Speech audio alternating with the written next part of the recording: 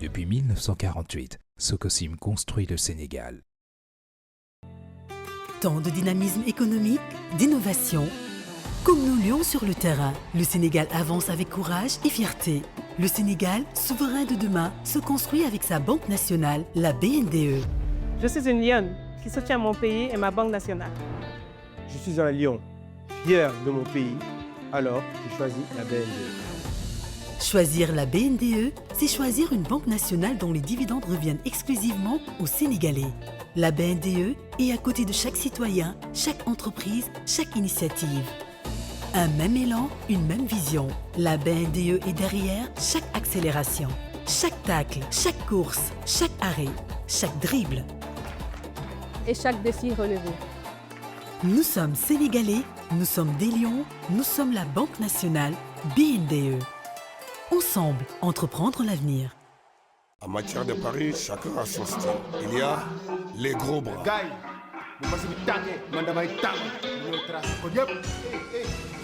Il y a les élégants. Je ne gagne pas souvent. Mais quand même, je garde la classe. Il y a les spécialistes des grands coups. Moi, je sens les choses. Bon, je sais que vous l'avez dit, mais c'est la passion qui prime. Il y a les vocalés aussi. Si ça fait ça, ma mise, si ça pour nag, ma jàll si beneen match. Il y a même des légendes comme si biir terrain bi dama doon jouer rek léegi nag jeu damay calculer rek. yow la nooy parier 1xBet. Passion, mais à chacun son style.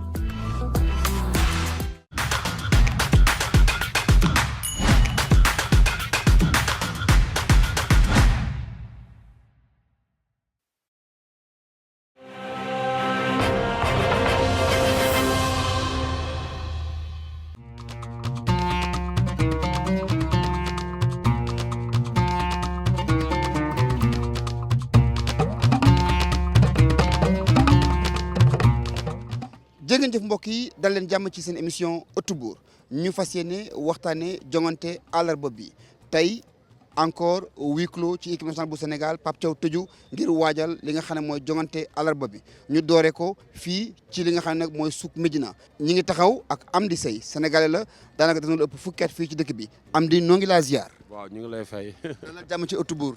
dëgg la ñu ngi leen di ziar bu baax di leen jox seen wàccuwaay di leen wax massa si déplacement bi. Sénégal. àllarba dafa war a laale ak Égypte demi-finale Coupe d'Afrique bi noo gisee xew mi. non loolu kii la rek beneen kii la rek parce que loolu revanche la rek si Égypte quoi mais ñun moom yomb na si ñun quoi macha allah quoi amuñu si benn tiituwaay quoi. nees war a jongante boobu la jongante. nuñ ko war a jongante comme niñ ko defoon noonu xam nga bee passe dañ demoon ay tirs bi quoi mais yaakaaruma ko ci quoi parce que équipe bi ñu yor nii macha allah même naari sax seen wàllu bopp dañ tiit nii quoi même marocain seen wàllu bopp quoi. parce que ñoom seen wàllu bopp sax mi ngi naan final bi boo moytul Sénégal ak Maroc lay nekk. yow gëm nga loolu. non man gëm naa ko. gëm nga Sénégal Maroc. waaw man gëm naa loolu quoi. mais noonu lay demee ñun loolu lañ fiy xaar rek door mercredi bi rek ñu jëlaat suñuy bagage dem Rabat waaw parce que ñun Agadir lañ dëkk quoi dem Rabat dem continuer ko foofu après jël final bi macha allah après. mais nekkin bi fii ça va tout va bien. waaw ñu ngi sant bu baax quoi alhamdulilah quoi. yaa ngi dox. waaw wax dëgg yàlla moom gars yi ñu ngi ñëw di jàpp si waar bi comme ñun ay artistes lañ dañuy indaale suñuy œuvre di jaay affaire yooyu quoi mais yàlla mu ngi suturaal macha allah quoi. Maroc Sénégal on est des frères. Ouais. Maroc Sénégal. Maroc.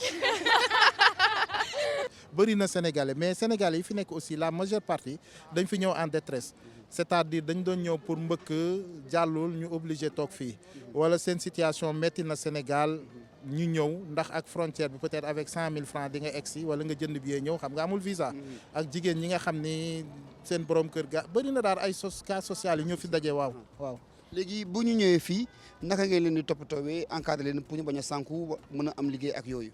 waaw association bi moom Union fait la force si noonu lay taxawee en même temps aussi ARSEREM parce que en même temps je suis le vice-président chargé de l'autonomisation des Sénégalais léegi en général bu fekkee ñi nga xam ne xale yi nga xam ne dañu ñëw pour liggéey te indaale wu ñu fond wala nga xam ne dañu duggoon si gaal gi jàllul ñu des fi dañuy organiser on a des partenaires marocains yoo xam ne pratiquement c'est des fournisseurs ñoo leen di jox bagage yi ñuy liggéeyee ñun ñoo leen di porter garant ñoom ñuy liggéey di rembourser. lan mooy seen ay problèmes yu ngeen di jànkonteel fii. Le problème majeur yi bi fi ministre des Affaires étrangères récemment Cheikh Niang bu mu fi ñëwee wax naa ko ñeneen délégation itam wax nañ ko mooy problème carte de séjour. Parce que fii autant boo ñëwee si 3 mois yi ngay am ak convention yi Sénégal am ak Maroc 3 mois yi ngay am 90 jours yi tu es en règle. léegi 90 jours yi nit dañ si doon profité def ay tests soit si centre d'appel wala si usines yi ñu jël leen defal leen ay contrat mais depuis un certain temps dañu dindi loolu maanaam bon autorité marocaine yi dañu dindi 90 jours yi boo ñëwee dañ naan boo amul séjour duñ la jël nga dem pour wut séjour ñu ne la boo amul contrat de travail duñ la jël kon kooku xam nga jaaxle dikk na donc loolu si problème boobu la Sénégal yi nekk moo tax temps yi moom crise bi metti si ñoom. Pour gagner ce match, je parle de la psychologie. On a un standard sur les Égyptiens. Déjà, bon, pour la CAN, c'est grâce à eux qu'on a pris la CAN. Et en plus de ça, c'est grâce à eux qu'on s'est qualifié sur la dernière Coupe du Monde.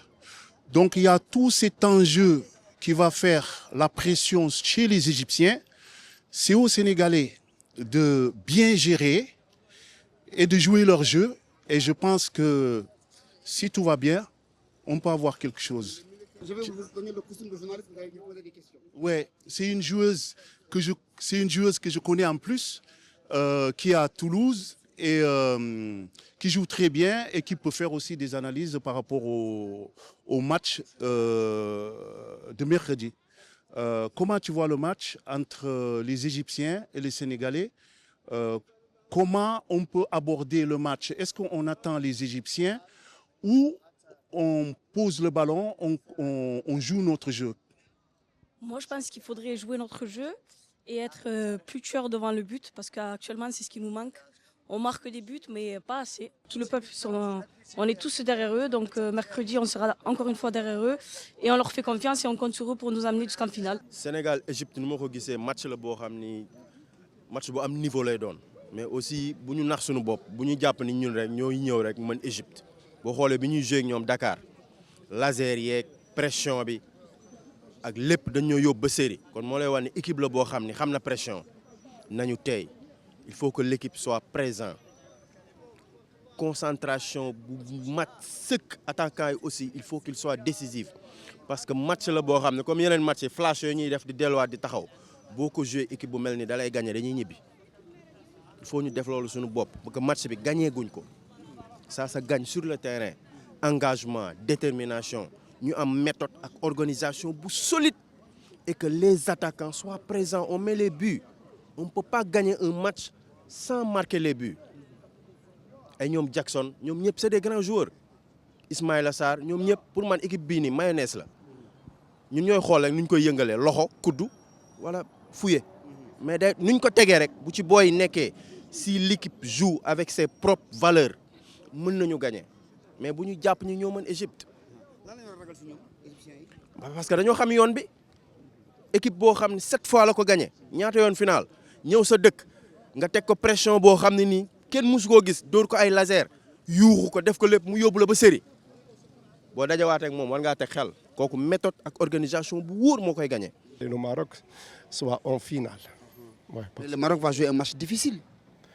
Mais nous possédons aussi le meilleur joueur qu'il y a le public. Même s'il y a le Nigeria. Nous avons aussi nos joueurs, nous avons nos qualités, nous avons notre chance aussi. Et vous pensez que le Maroc va gagner combien? Mon pronostic, ce sera 2-1. Et la finale, Sénégal-Maroc? Sénégal-Maroc et le Maroc va gagner. Je trouve que les affiches de demi-finale ont respecté... Enfin, les promesses de la CAN ont été tenues, c'est-à-dire que les 4 demi-finalistes sont aussi les 4 personnes, les 4 équipes que les gens ont annoncé favoris. On a l'Égypte, on a le Maroc, on a le Nigeria et bien sûr on a le Sénégal. Pardon. Du coup, c'était un peu les 4 équipes sur lesquelles on comptait. On avait peur des contre-performances parce qu'on sait la CAN est une compétition difficile et il y a toujours voilà, des contre-performances. Ça s'est vérifié à la CAN en Côte d'Ivoire et à la CAN aussi au Cameroun. Du coup, là, je suis assez content de voir que les 4, entre guillemets, favoris, en tout cas les 4 meilleures équipes sur le papier, sont encore là. Ça nous promet des matchs incroyables. J'ai l'impression que le jeu du Nigeria est beaucoup plus... Salam alaikum, bonjour. On veut passer dans le vlog. Ah, bah là, il y a plusieurs trucs en même temps. Il y a plusieurs trucs en même temps. Écoutez, Nigeria, vous tous là. Vous buvez beaucoup de jus de bissap, vous êtes fort. C'est ça en fait. Quand vous êtes bébé, la maman elle met de la semoule dans le biberon. 16 ans, 3 mètres carrés comme ça. Tu touches la balle, Hakimi, aïe, cassé. Hakimi cassé direct. Ça va être serré mon frère, ça va être serré. C'est jouable. Vous voyez qui en finale? Inch'Allah, le Maroc. Inch'Allah, Sénégal-Maroc. Inch'Allah. Et on va se battre pour ça et on va la ramener. De toute façon, elle va rester ici, la coupe. Non, elle va rester ici. Elle est ici. Mais non, elle est ici. Pourquoi tu veux la ramener chez toi? On est venu la chercher. Non, vous allez rentrer. On vous a préparé des jet skis. Vous allez rentrer en jet ski. Merci beaucoup les amis. na nga def. maa ngi fi rek yow na nga def. maa ngi sant yàlla noo tudd. nag Mohamed. yow. foo jàngee wolof. France. ak sama xarit. sa ban xarit. yow na nga def. maa ngi sant yàlla kay. naka liggéey. sant yàlla ma. sant yàlla bu baax a baax. dama bëgg mercredi Sénégal gagné. waaw. mais final incha allah dama bëgg Maroc incha allah gagné. Sénégal ak Maroc gagné. incha allah. miin nga Sénégal dem nga foofu. est-ce que tu es allé au Sénégal. non yow dama bëgg ànd ak yow incha allah. da nga bëgg ànd ak man dem Sénégal. waaw. xam nga ceebu jën. waaw. ak lan. ak ceebu jën. waaw. ak suppu kondia. ay. manfe. waaw. yassa poulet. waaw. yooyu nga xam. baax na. xam nga bisaab. bisaab comment on dit dama bëgg bisaab ndox. waaw jus bisaab. jus bisaab. yow xam nga jus bisaab. waaw. kon mbokk yi jërë ngeen jëf ëttu buur mu ngi noonu tey itam dafay amaat entraînement au huis clos Pape Thiaw mu ngi nekk ci stratégie pour lal ay pexeem ngir waajal Égypte nag bu baax a baax ëllëg mardi nag mooy nekk veille de match am na la traditionnelle conférence de presse ak séance d'entraînement ouverte à la presse pour 15 minutes Sénégal Égypte waaye itam Maroc ak équipe bi nga xam ni mooy Nigéria mu nar a nekk ñaari demi-finale yi war a am àllarba bi ëttu buur fii lay yem nu gërëm bu baax a baax suñu équipe technique Abdoulaye Mbaye moo nekk à la caméra au montage et la réalisation de cette émission ëttu buur gërëm nos sponsors ki nga xam ne mooy waa 1xBet waa BNDE ak ñii di waa Sokosim di leen gërëm également te di leen ñaan ngeen dem si chaîne bi si YouTube abonné yokku ñu doole ëttu buur fii lay yem suba ñu lëkkalewaat ànd ak gaynde yi gunge leen ndam rek Sénégal ca kaw ca kanam ba suba. Depuis 1948, Sokosim construit le Sénégal. Tant de dynamisme économique, d'innovation. Comme nos lions sur le terrain, le Sénégal avance avec courage et fierté. Le Sénégal, souverain de demain, se construit avec sa banque nationale, la BNDE. Je suis une lionne qui soutient mon pays et ma banque nationale. Je suis un lion, fier de mon pays, alors j'ai choisi la BNDE. Choisir la BNDE, c'est choisir une banque nationale dont les dividendes reviennent exclusivement aux Sénégalais. La BNDE est à côté de chaque citoyen, chaque entreprise, chaque initiative. Un même élan, une même vision. La BNDE est derrière chaque accélération, chaque tacle, chaque course, chaque arrêt, chaque dribble. Et chaque défi relevé. Nous sommes Sénégalais, nous sommes des lions, nous sommes la Banque nationale BNDE. Ensemble, entreprendre l'avenir.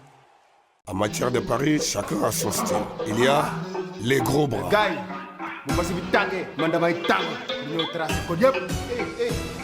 Il y a les élégants. Je ne gagne pas souvent.